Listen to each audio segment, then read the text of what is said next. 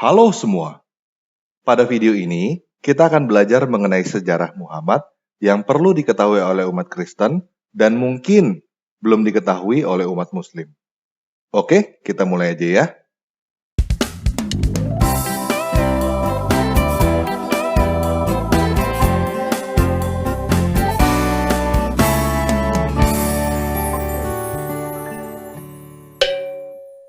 Nah, menurut tradisi, Muhammad lahir pada tahun 570 Masehi dari seorang ibu yang bernama Aminah di Mekah.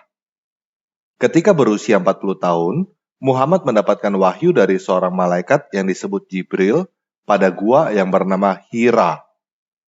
Pada tahun 622, dia pindah dari Mekah ke Madinah. Peristiwa ini disebut hijrah dan umat muslim menghitung tahun mulai dari peristiwa ini. Kemudian, Muhammad berhasil mengislamisasi dan mempersatukan seluruh suku Arab. Muhammad meninggal pada tahun 632 dengan mempunyai beberapa orang istri, di antaranya bernama Zainab dan Aisyah. Nah, semua data yang barusan kita dengar didapat dari referensi yang disebut dengan hadis. Sederhananya, hadis adalah biografi tentang Muhammad. Salah satu hadis yang tertua dan paling terkenal adalah hadis Sahih Al-Bukhari yang selesai ditulis sekitar tahun 846, 212 tahun setelah Muhammad meninggal.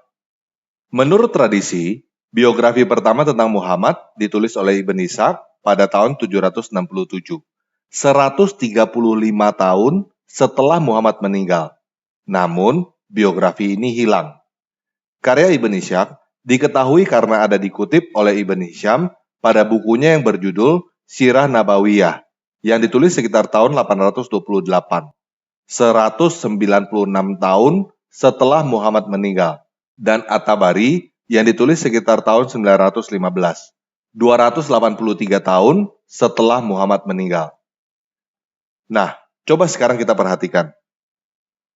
Seseorang yang dianggap nabi terbesar oleh umat muslim, mempunyai prestasi sedemikian besar, mendapatkan wahyu dari Tuhan, mempersatukan seluruh suku Arab, tetapi biografinya baru ditulis lebih dari 135 tahun setelah dia meninggal, dan ditulis berdasarkan cerita yang dikumpulkan dari rakyat.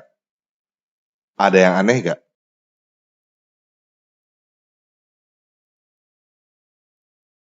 Oke, kalau kamu belum perhatikan ada yang aneh, saya mau memberikan tambahan informasi.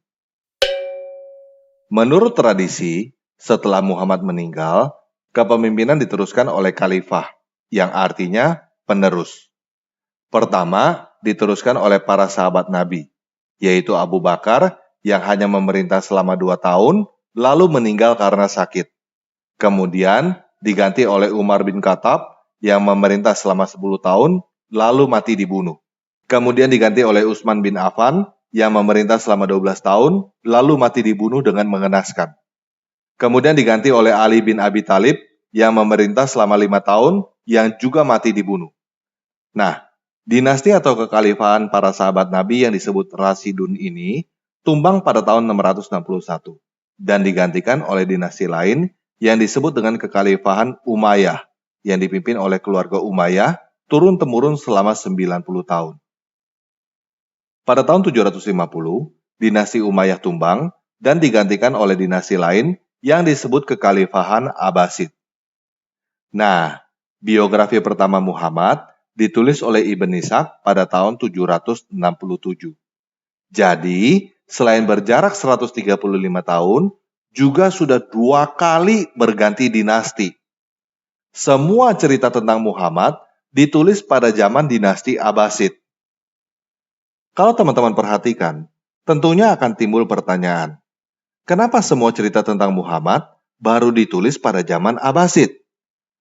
Apakah dinasti Rasidun dan Umayyah yang sedemikian besar tidak punya satu orang pun yang mau menulis tentang sang nabi besar?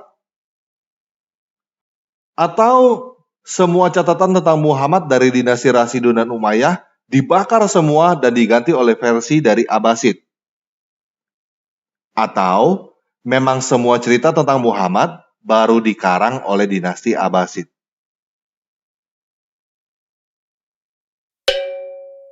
Nah, kalau kita kilas balik sejarahnya, persatuan bangsa Arab terjadi pada zaman Rasidun.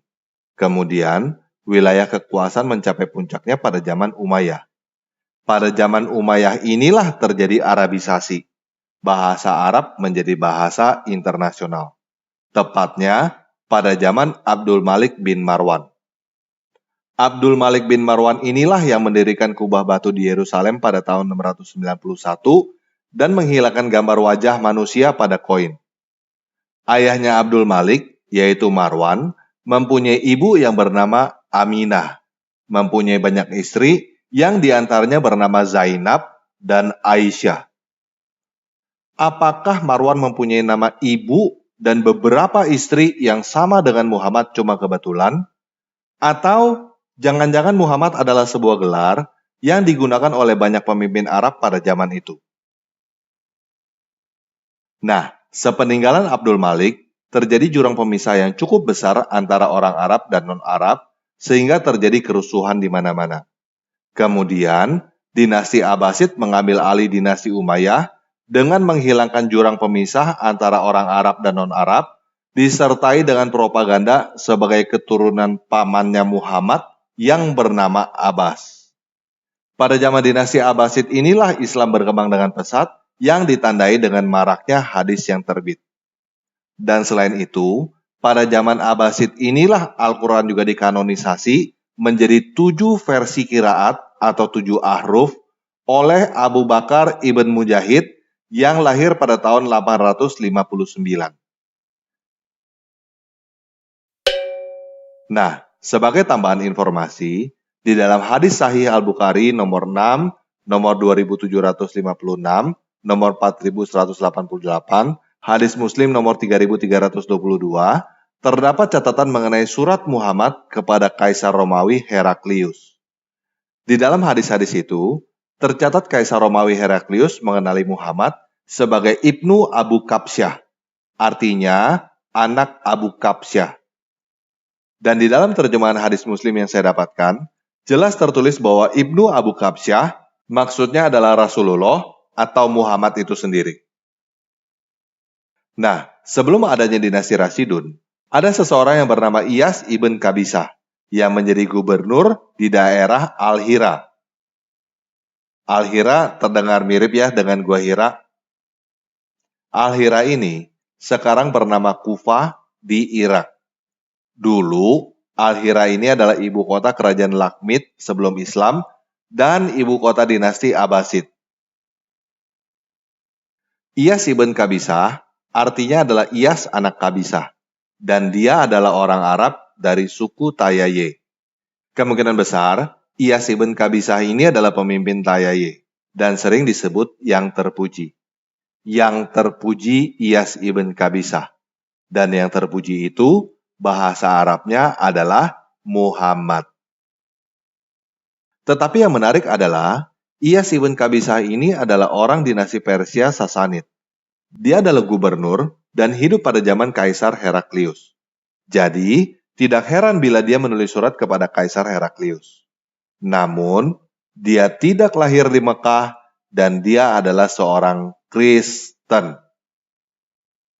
Jadi, ada kemungkinan Muhammad itu adalah sebuah gelar yang artinya terpuji yang dipakai oleh banyak orang. Mulai dari Iyas ibn Kabisah, Marwan, Abdul Malik, dan lainnya. Seperti halnya Firaun, yang juga adalah gelar yang dipakai oleh banyak pemimpin di Mesir zaman dulu. Dan mungkin aja, pada zaman dinasti Abbasid, semua cerita rakyat tentang siapapun yang mempunyai gelar Muhammad, entah itu Iyas ibn Kabisah, entah itu Marwan, entah itu Abdul Malik, dikumpulkan dan dibukukan menjadi yang kita kenal dengan sebutan hadis. Mungkin aja para pengarang hadis itu awalnya hanya bertujuan untuk mengumpulkan dongeng atau komik seperti halnya Marvel dan DC. Namun, cerita-cerita tersebut diterima dengan luar biasa dan dianggap sebagai kebenaran sampai sekarang. Dan mungkin juga kata Islam dan Muslim adalah istilah baru yang dimunculkan pada zaman dinasti Abbasid sebagai cara untuk mempersatukan orang Arab dan non-Arab. Semua ini masih kemungkinan. Namun, yang pasti, semua cerita tentang sang Nabi Muhammad itu diterbitkan pada zaman dinasti Abbasid. Nah, coba sekarang saya mau tanya kamu. Apakah kamu beragama untuk beriman kepada dongeng?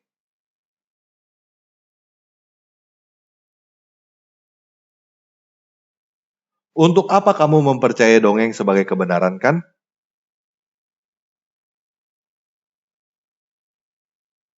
Kalau kamu sudah sadar bahwa apa yang kamu imani hanyalah dongeng, apakah kamu masih belum mau murtad? Nggak usah buang waktu untuk beriman kepada dongeng. Kamu bukan anak kecil kan?